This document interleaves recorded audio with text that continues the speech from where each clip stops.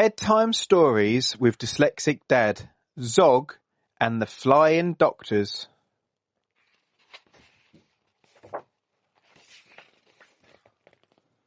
Meet the Flying Doctors, a dragon knight and girl.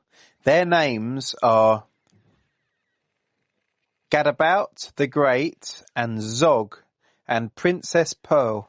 Pearl gives people medicine and pills and vaccinations, and Gadabout is expert in performing operations.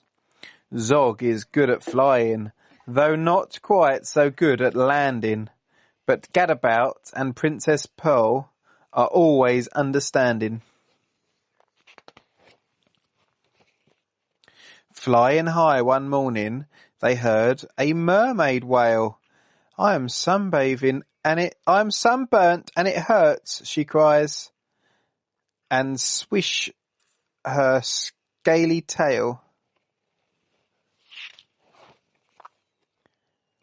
Bang, crash, thump, they landed. The mermaid's skin was red. Pearl rubbed in some special cream. And wear this hat, she said. Thank you, said the mermaid. And she waved a fond goodbye as the team of flying doctors sped away into the sky.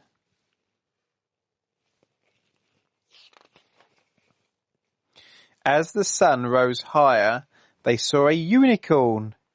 He pawed the ground and whined, I've grown an extra horn. Bang, crash, thump, they landed. I'll help you, said the knight. And he cut the horn off gently, to the unicorn's delight. Thank you, said the unicorn, for taking so much care. And the team of flying doctors sped away into the air. Halfway through the afternoon, they heard a lion sneeze. I've caught the flu, the lion roared. Can someone help me, please? Bang, crash, thump, they landed, and Pearl said, Take this pill, and do keep warm. That's terribly important when you're ill. But the lion's cave was chilly, so Zog said, Fetch some wood. Then he breathed out lots of flames until the fire burnt bright and good. Thank you, roared the lion. I'm feeling nice and warm. Then the team of flying doctors sped away into the storm.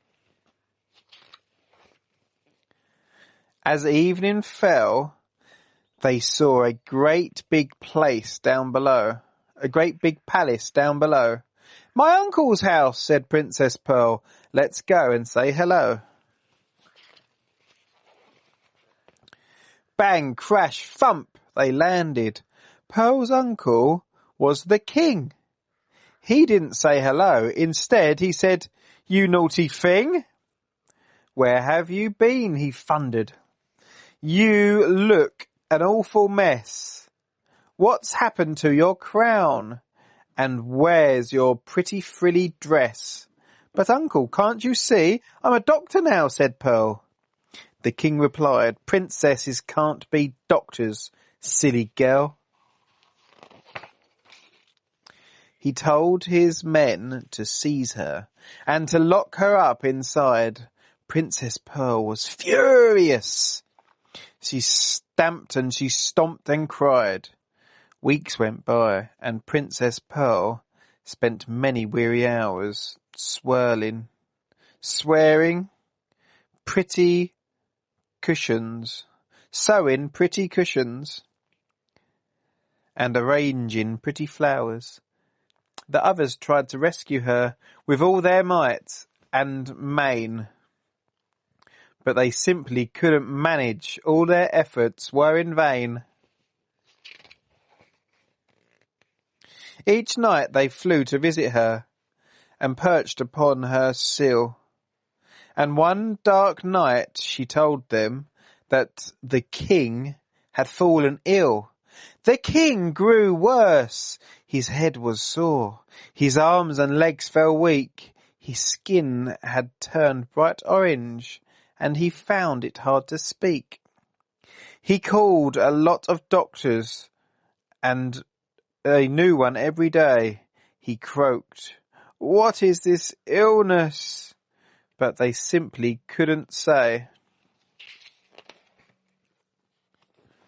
They didn't know the answer, but Pearl was pretty sure.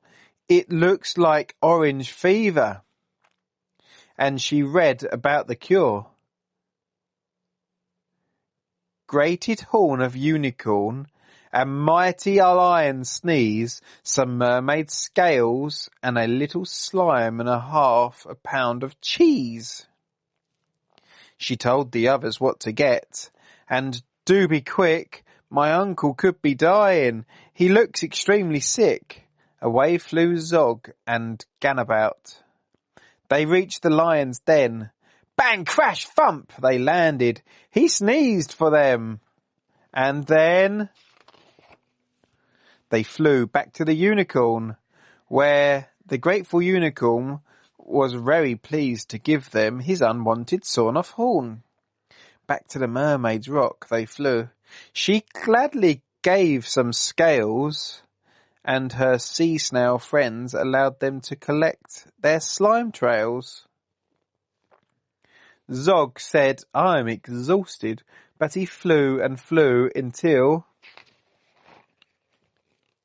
Bang, crash, thump, he landed on the bedroom windowsill.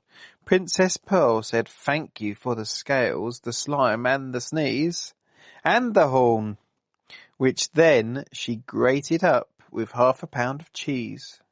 She tiptoed into her uncle's room. The king lay in his bed. She held a spoonful to his mouth. "Open wide," she said.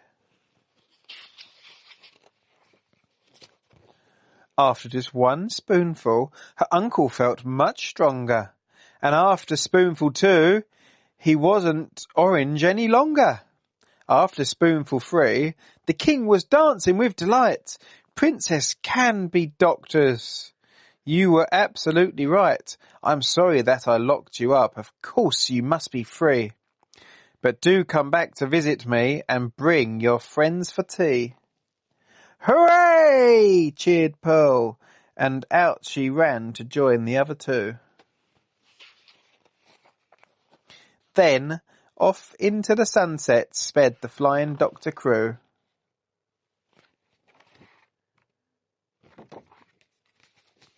That was good, wasn't it, Thomas? No.